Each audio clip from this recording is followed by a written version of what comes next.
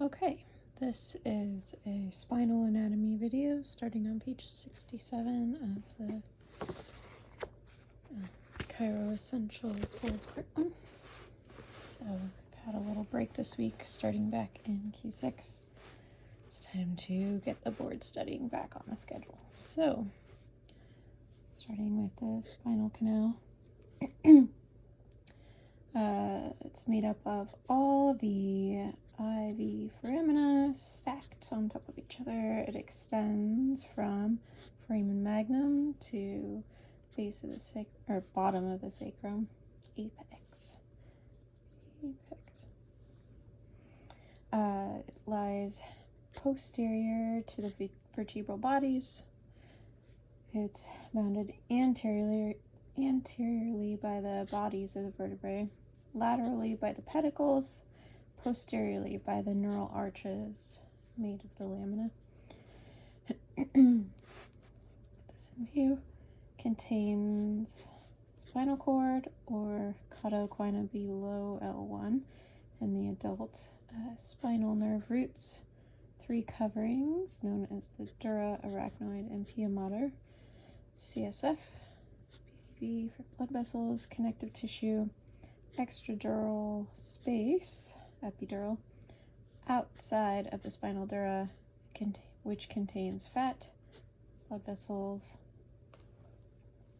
The spinal canal is smallest in the thoracic region and largest in the cervical region, which makes sense from a mobility standpoint.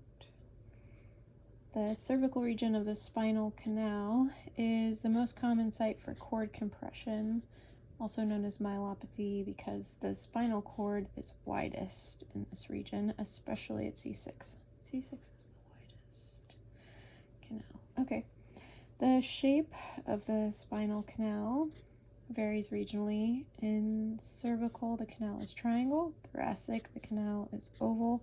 In lumbar, the canal is triangular or trifoliate. This is a spinal canal image. We have the bifid spinous process in the cervical region, lamina, epidural space, dura, subarachnoid space, body, vertebral artery, intervertebral foramen. Epinurium. Oh, I just like that word. Okay, spinal curves. There are 3 curvatures: primary, secondary, and lateral. Primary curves, 3 types of curves, primary, secondary, and lateral. The primary curves are present from birth and are kyphotic. That's the thoracic and sacral. Secondary curves develop after birth and are lordotic, cervical and lumbar, which is developed when you start using the musculature to support it. Lateral curve occurs in the mid-thoracic region. This curve is to the right because the aorta is on the left.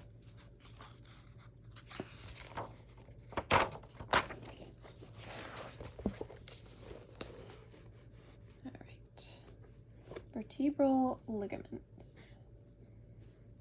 ALL, also known as the anterior longitudinal ligament, from sacrum to the base of the occiput. Thicker and stronger than the PLL, prevents hyperextension of the spine. PLL is the posterior longitudinal ligament. It's from C2 to the sacrum. It's thin and weak, prevents hyperflexion. This ligament continues as the tectorial membrane beyond C2.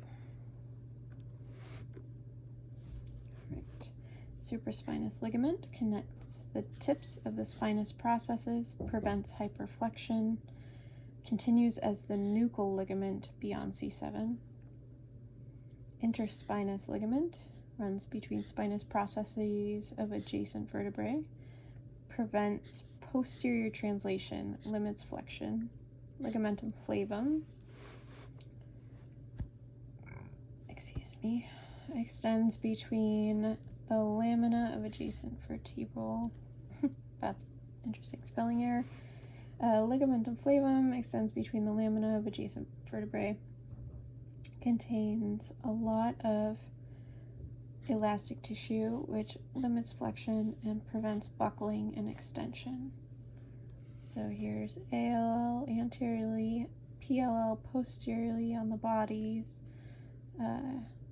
Supraspinous Ligament, Interspinous, Ligamentum Flavum. I just tried to scroll up on my book instead of an iPad. Tech is teaching me how to function. Intertransverse ligament runs between the TPs of adjacent vertebrae. Limits lateral bending. The alar ligament, it's also called the check ligament, which I've never heard or don't remember hearing.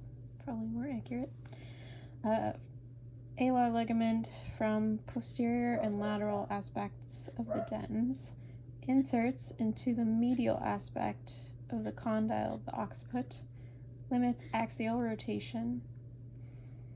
Left atlas rotation increases the tension in the right alar ligament. Apical ligament from the apex of the dens inserts into the anterior aspect of the foramen magnum, stabilizes the dens. Cruciate ligament, shaped like a cross, with transverse and longitudinal or vertical parts. Transverse ligament extends from small medial tubercle, colliculus atlantis, on the lateral mass of the atlas. Superior longitudinal ligament extends from,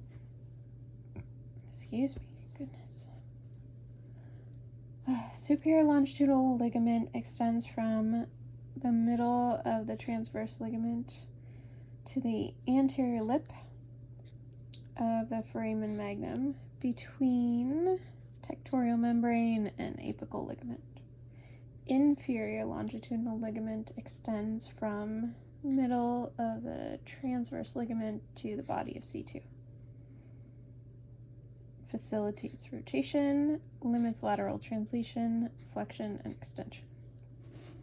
All right, here is an image of the cruciate ligament. This looks like a little cross. The alar ligaments. There they are. So got a few minutes left for this video, so let's keep going. See that? Good. Intervertebral interbody joint. This joint lies between adjacent vertebral bodies. It has a fibrocartilaginous sandwich with outer type 1 and inner type 2 collagen fibers. The outer part is the annulus fibrosus, which has 15 to 20 concentric laminae. Its fibers at 65 degrees to the vertical. I don't know if I ever learned that. The fibers of the next laminae run in the opposite direction at 65 degrees to the vertical. Oh no, I don't remember that. Okay. The inner aspect is called Nucleus Pulposus. It's gelatinous consistency, located posterior centrally in the lumbar region. The Nucleus Pulposus contains proteoglycans which attach water. Lies between two adjacent vertebral end plates, which are considered as part of the disc.